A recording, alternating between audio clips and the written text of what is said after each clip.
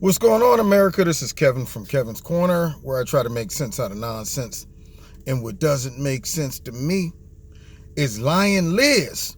And when I say Liz, I'm talking about Elizabeth Warren, aka Pocahontas, aka a victim of everything that you can be victimized by.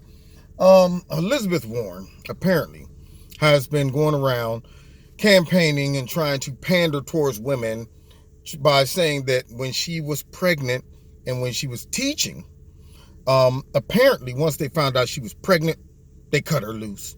They was like, you know what? That bun in your oven is going to cost you. See, we can't have women working in the workforce taking up taxpayers' dollars because you got to take maternity leave. Then medical has to pay for you and all of that stuff. Women should be at home anyway, barefoot and pregnant. So now you just get your little butt right on out of here, Lizzie, okay? And you go home. Your job's not going to be here next year. So she's been talking about how her principal back then when she was a young girl told her that since you're pregnant, your job's going to be given to somebody else next year. Well, come to find out that that's not what happened. So apparently, they found the records, which praised Elizabeth Warren back then when she was pregnant, offered an extension for her to come back the next year, and she chose to take some time off. She was not fired like she claimed she was. And see, this is the problem with lying Liz. When you're a politician, that's exactly what you are. You're a politician, meaning you are a chameleon. You try to adapt and give yourself a very dramatic backstory that can relate to everybody, which causes them to do what? Lie. It's kind of like Joe Biden with corn pop, Pete Buttigieg talking about all the discrimination he suffered when he wanted to marry his husband and all of that stuff. And you come to find out that a lot of the things they're talking about never happened. Pete Buttigieg got mad at Mike Pence. Mike Pence did nothing but praise Pete Buttigieg. So all of these stories that they try to make up to make their cause and make their backstory seem more interesting, like I've been persecuted because I wanted to marry a man. And Elizabeth Warren, I was persecuted because I was pregnant. So now I can advocate for all of these different laws to be changed when it comes down to protecting women in the workforce that gets pregnant. Or she can now talk about sexism in the workforce. All kind of things can spiral off of a good backdrop story. But what it really comes across as to somebody who's clever, they're seeing this and they're saying, you are embellishing because you're trying to pander towards me. Meaning, you're trying to connect with me based on what you assume I would be able to relate to. That makes you very fake and phony. All right? You know what I'm saying, Gizmo? Gizmo understand. You're keeping it real with your fancy bow tie on, don't you? Yeah, you do. So now all of a sudden Elizabeth Warren got to go around and make up stuff.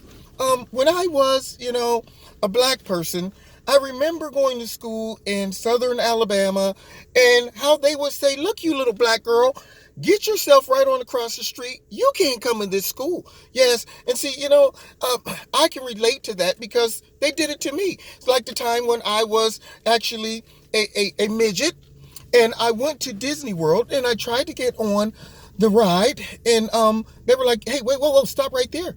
How tall are you? 4'2"? Well, no. See, you can't get on this. And I felt so hurt because they were discriminating against me just because I was a small person. I said, sir, you can't call me a midget. The proper term is small person.